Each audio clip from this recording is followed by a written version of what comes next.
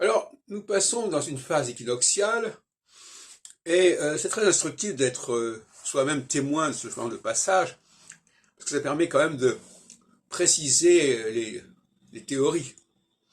La théorie précède évidemment le moment où les choses se produisent, mais euh, elle gagne à être confrontée à ce qui se produit.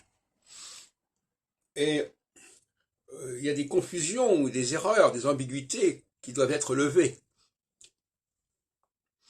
Et si on regarde ce que j'ai pu écrire ou dire depuis un an, on verra qu'il y a des évolutions, qu'il y a des choses qui ont été revues et corrigées.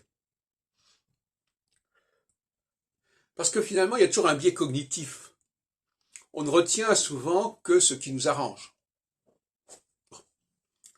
Et quand on est théoricien, c'est grave parce que on accommode sa théorie à la pratique, parfois dans des façons un petit peu désinvoltes.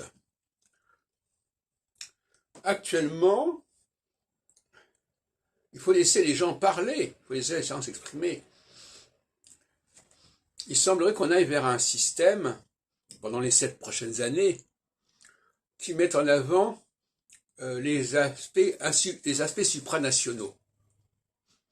Les aspects supranationaux, c'est-à-dire le sexe, qui est supranational, c'est-à-dire la religion, qui est supranationale. Être juif, c'est pas être lié à un pays donné, euh, c'est-à-dire le génie, etc. Enfin, il y a des choses qui ne sont pas fonction du cadre national.